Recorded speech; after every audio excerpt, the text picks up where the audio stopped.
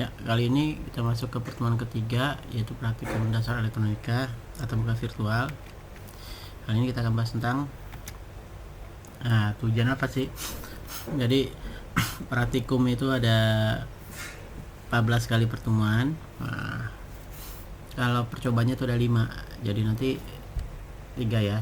Yang pertama itu teori, kedua itu simulasi, terus yang ketiga itu kita praktek. Harusnya yang ini materi praktek nggak apa-apa, nanti kita gabung simulasi, nanti praktikumnya offline ya. Kalian udah dapat jadwal praktikum kan ya?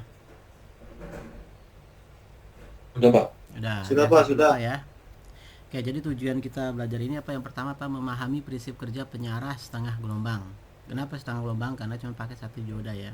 Terus yang kedua, memahami pengaruh kapasitor pengalus terhadap tegangan luaran. Nanti kita lihat nih, dengannya ada kapasitor pengalus, adanya kapasitor, itu nanti tegangannya seperti apa. Ketiga, menggunakan alat ukur listrik seperti multimeter, osiloskop secara tepat ya. Kurang lebih kayak gitu ya. Nah, pendahuluan.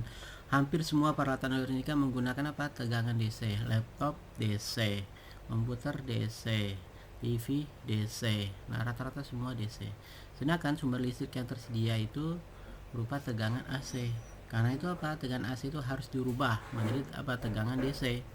Nah, merubah tegangan AC tadi, alternating current ini kita menjadi direct current, disebut dengan rectifier atau penyarah. Yang tadinya gelombang bolak-balik menjadi gelombang yang searah, namanya rectifier, maka disebut penyarah. Paham ya? Nah, rangkaian penyarah mengandung beberapa dioda. Konfigurasi dioda tersebut menentukan apa? Sifat penyarah sinyal AC ya. Nah, sehingga apa? Ada istilah penyarah setengah gelombang dan penyarah gelombang penuh. Jadi cuma ada dua, setengah gelombang dan gelombang penuh. Kalau setengah itu setengah doang yang disarahkan. Kalau gelombang penuh nanti begini. Ya, disarahkan semuanya. Pada bagian ini akan dibahas apa? Sifat-sifat penyarah setengah gelombang dan istilah-istilah yang berhubungan dengannya. Nah, kita akan pakai apa? Papa plugin kalau di praktek ya. Terus ada sumber tegangan AC, terus penghambat ada 100 kilo ohm, 4,7 kilo ohm, dioda ya 1N4002, kapasitor 1 mikrofarad dan kapasitor 10 mikrofarad ya. Multimeter digital dan terakhir ada osiloskop. Nah, langkah pertama, proses penyarah gelombang ya. Siapkan papan plugin, sumber tegangan AC. Nah, dioda 1N4002, penghambat 100 kilo ohm, multimeter digital dan osiloskop. Nah, dengan keadaan sumber AC mati, rangkai seperti ini ya. Nah, kita lihat. Sekarang kita coba simulasikan dengan apa? Proteus ya. Kita buka dulu Proteusnya. Kita pakai Proteus 8.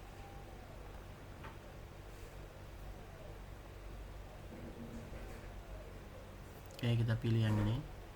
Kita tunggu.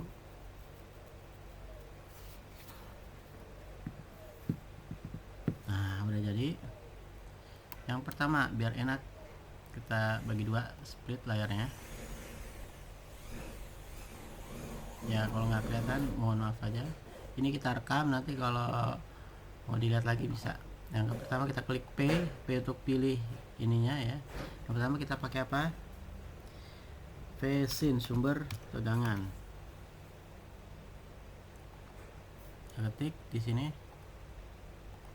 Kita zoom aja biar gede. Sumber tegangan, terus kita pakai apa lagi? Dioda ya. Kita ketik aja di ini diode, bahasa Inggris. Diode. Ketik OK. Ini terus kita rotate. Silakan kalian diikutin ya. Kalau ada yang nggak ngerti langsung tanya, Pak itu ngambil itunya gimana, misalkan langsung tanya ya. Jadi nggak usah malu-malu. Dioda, terus kita tambahin apa lagi tadi? Ada kapasitor, juga ada resistor ya. Kapasitor kita tambahin pakai yang ini aja. Terus nah, kapasitor kita ganti dulu. Tadi kan 1 mikrofarad sama 10 ya. Nah, kalau N itu berarti nano, kalau U 10. Karena kan lambang mikro susah ya. Jadi kita pakai U. 1 mikro ini kita rotate dulu. Ya udah, terus apa lagi yang dibutuhin? Apa lagi? Resistor. Ya, Kalau resistor kita ketik apa? Res. Ada yang ikut bikin? Halo, ada yang ikut bikin? Ada. Ya. Kalau nggak ini tanya aja ya. Resistornya kapasitasnya berapa tadi? Kita lihat di sini. Nah, kapasitas resistornya ada yang 1 mikro sama 10 mikro ya. Terus ini penghambatnya 4,7 sama 10 kilo ya. Berapa? 4,7 10.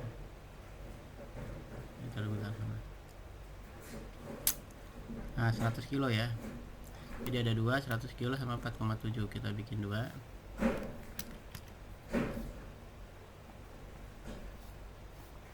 Kita copy aja nggak apa-apa. Blok copy.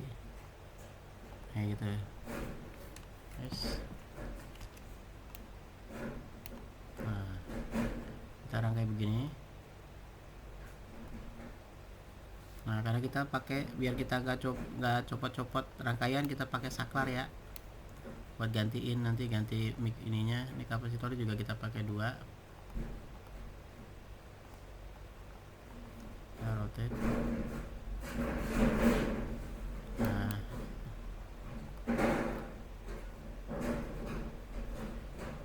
kita ini lagi, kita gedein. Ya, kita tambahkan switch di sini.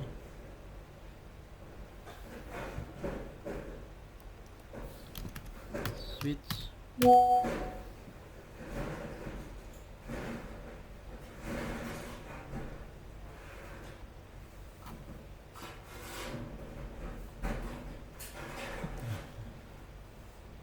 Yang gua aja tuh.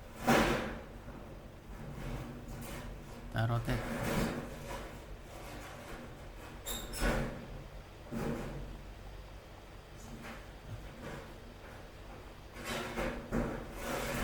Nah, ini kita tukar aja.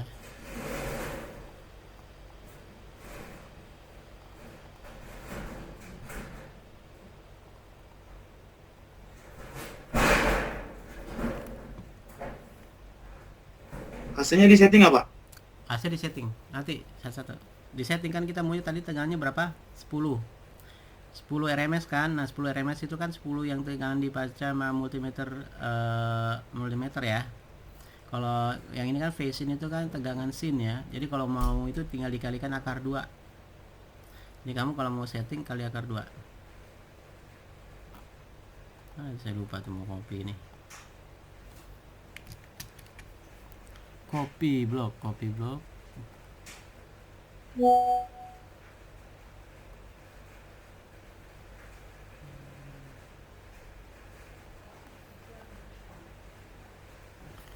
Banyak kan? Cuma sampai 4.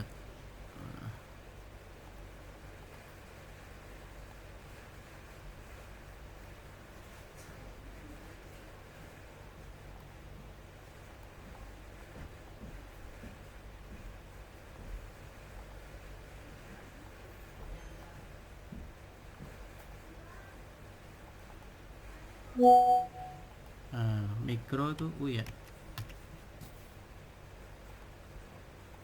1 mikro, terus satu lagi berapa? 10 ya. 10.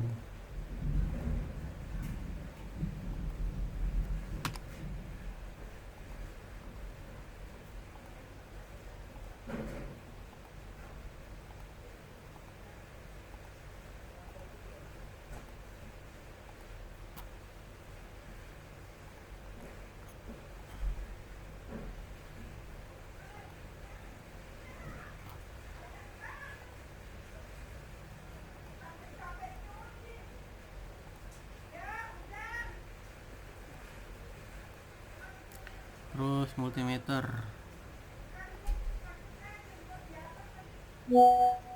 Oscilloscope dulu, tambahin di bawah.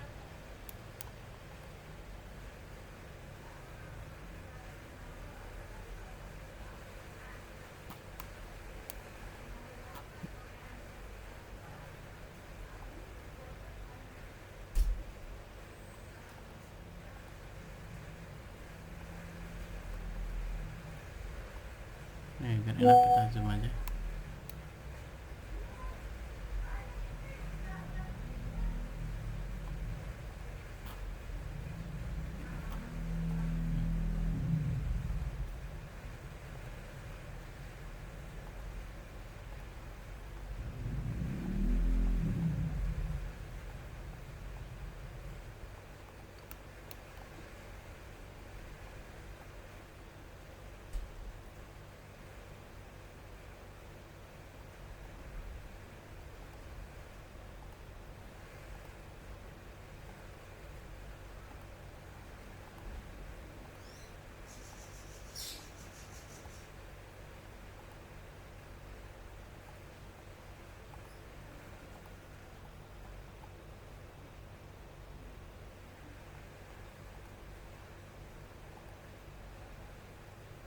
sebelum dioda dan setelah dioda.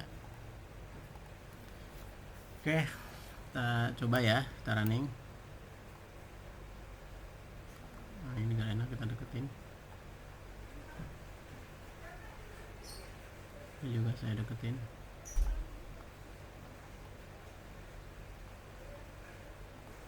Ini juga saya deketin.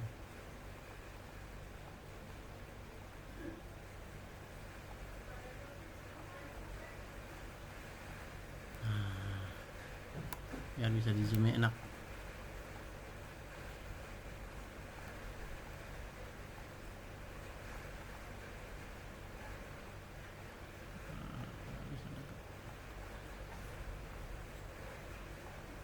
Ya,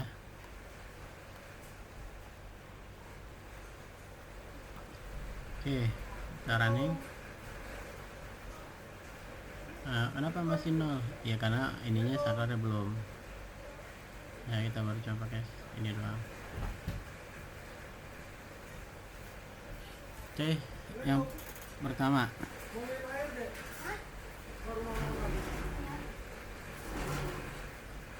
Ini juga belum disambungin.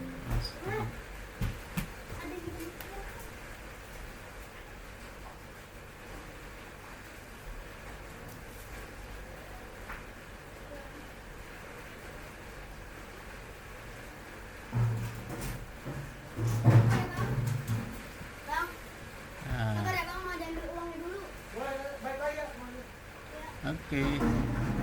Cara nih, kenapa masih nol? Karena sakarnya di ini masih kosong. Yang pertama, rangkai kita lihat dulu di PowerPoint-nya. Rangkaian pertama.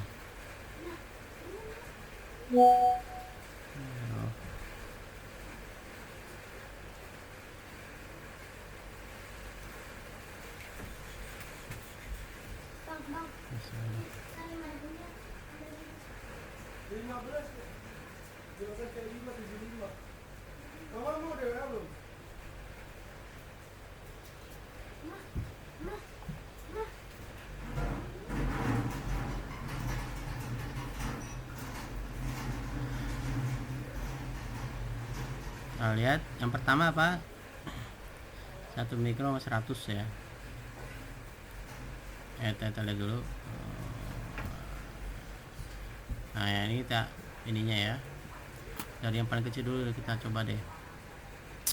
Dari yang 1 mikro atau dari yang ini sama ini 100 kilo, yang satu lagi 4,7 ya.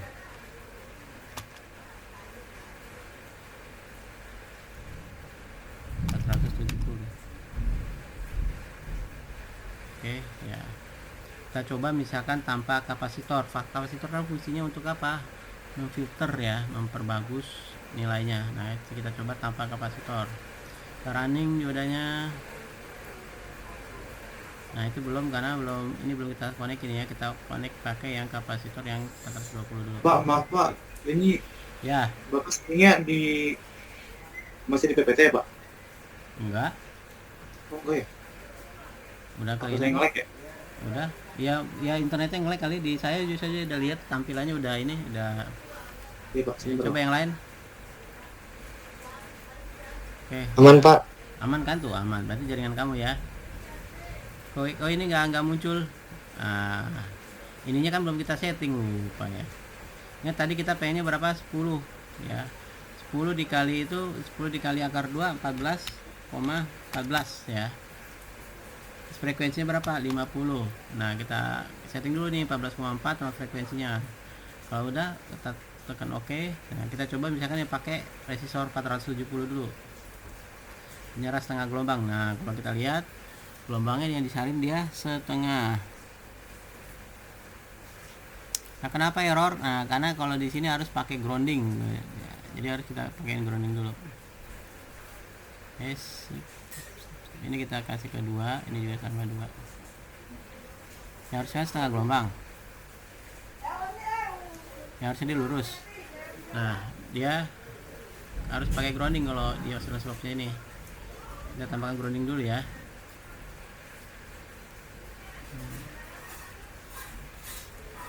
tenang aja, direkam kok. Kalau kurang orang atau kelewat nanti bisa lihat rekamannya lagi. Ini kita pakai grounding, kita lihat sinyalnya. Sip, pas ya, pas. Ini dimundurin dikit,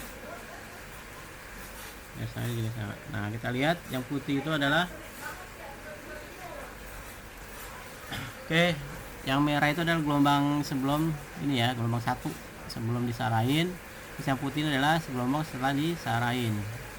Ini kita kalau pakai resistornya 470 ya, kita pakai 470. Dia kalau di Proteus emang dia begini ya, tapi kalau di asli dia ada tegangan nih, tegangan DC. Ini kan voltmeter DC, ini AC ya, harusnya ada dua-duanya karena kan cuma setengah gelombang. Ini kan cuma, kita lihat ya tegangannya tadi di sini berapa, 10-an ya Pak, 10 volt ya. Di sini cuma berapa, setengahnya 6. Tandanya berapa, berarti setengahnya sudah diarahkan.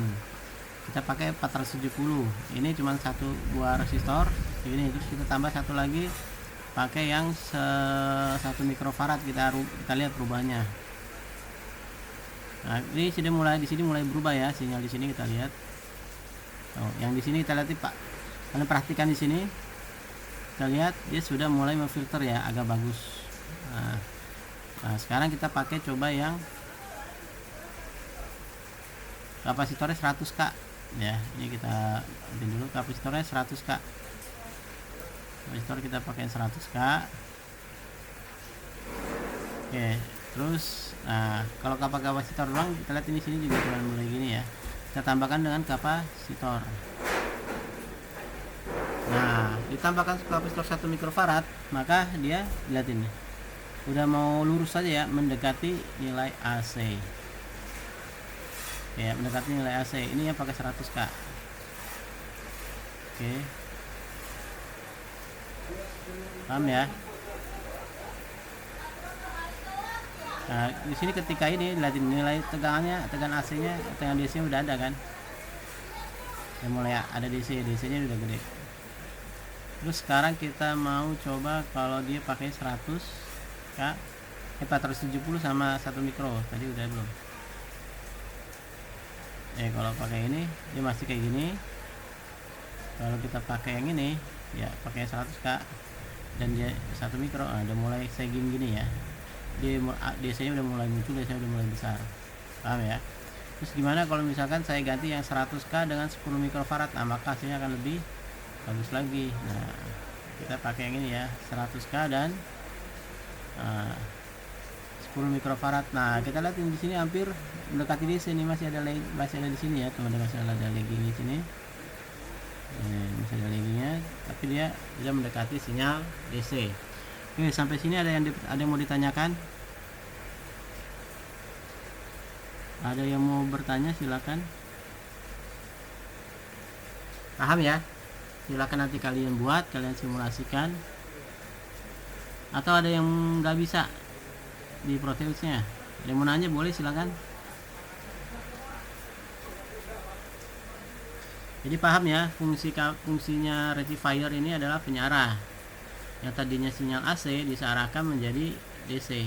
Kita belajar masih satu di penyarah setengah gelombang. Nah, fungsinya kapasitor sama resistor adalah, fungsi kapasitor itu pertama filter ya. Kapasitor walaupun gede tapi nggak ada kapasitor. Resistor walaupun dia 100K tapi kalau nggak ada ini ya, nggak ada kapasitor, tetap aja dia setengah gelombang ya. Dengan adanya kapasitor, walaupun misalkan nilai 1 mikrofarad, nah dia udah mulai berubah ya. Paham ya? Jadi nanti DC-nya lebih besar. Oke, kita balik ke PowerPoint. Bukan yang ini. Itu lagi, kita mulai dari sini. Oke, nanti kalian kita balik.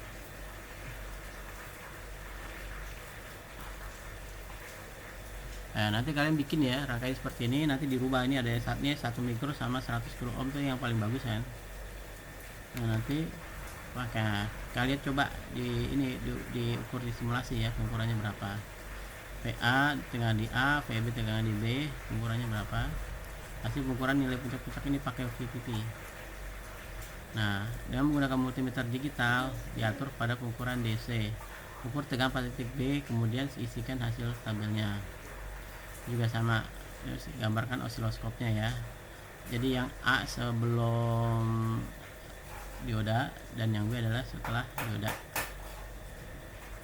Kita matikan, terus kita lengkapin. Kita tambahkan tadi yang 1 mikrofarad dengan 10 mikrofarad, ada pengambilannya 4,7 kilo ohm atau 470 ohm. 4 kilo, oh bukan 470 ya, berarti 4700 ya. Oke, jadi 4700. Oke, tinggal ganti aja, bukan 470, 4700.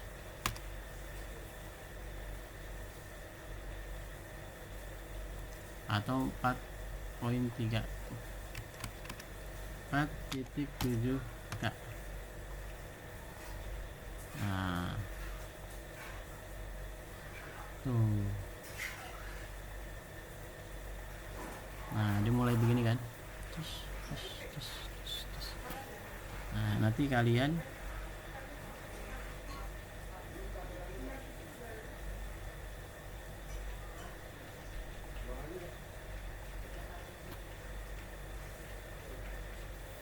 di sini misalkan kapasitornya 1 mikro, ininya 4,7 K,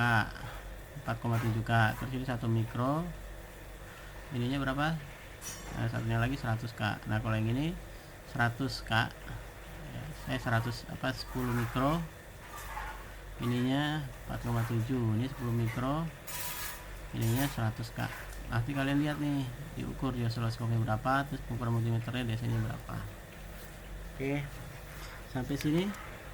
Nah nanti dicoba ya, tadi kan kita udah lihat, dicoba, nanti kalian coba sendiri. Oke, sampai sini ada pertanyaan, tinggal sisanya sama. Nah tugasnya yang pertama, apa yang dimaksud dengan penyarah? Ada yang tahu apa yang dimaksud dengan penyarah?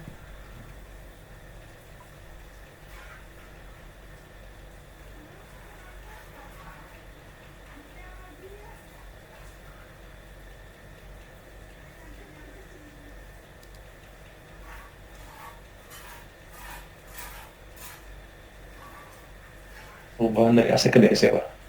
Ya, rectifier adalah penyarah untuk merubah dari AC ke DC. Nah, pertanyaan berikutnya, mengapa diperlukan dalam peralatan elektronika? Ada yang tahu?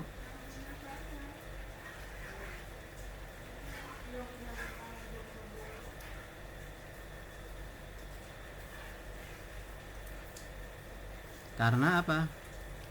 Karena peralatan elektronika hampir semua menggunakan DC ya. Jadi sangat diperlukan. Kayak laptop itu kan kamu lihat kan baterainya 12 volt 24 volt 12 volt ya, DC kan. Terus apalagi komputer aja, bahkan komputer ya, dia kan ada power supply itu fungsinya untuk apa? Dari AC dirubah ke DC kan, tegangan motherboard itu dibutuhkan DC ya kan. Terus lampu yang ada di laptop di komputer juga pakainya DC, paham ya? Jadi banyak banget peralatan elektronika yang menggunakan DC, termasuk televisi kan sebenarnya butuh DC. Oke, satu paham. Yang kedua, bagaimana prinsip kerja penyarah setengah gelombang dalam mengubah sinyal AC menjadi DC? Gimana prinsipnya? Nah, pada positif itu dia rubah ya, yang dirubah ya, pada positif dia dirubah ya jadi ini, terus pada negatif dia nggak di ini ya, yang pada negatif karena dia nggak bypass, dia tetap strip.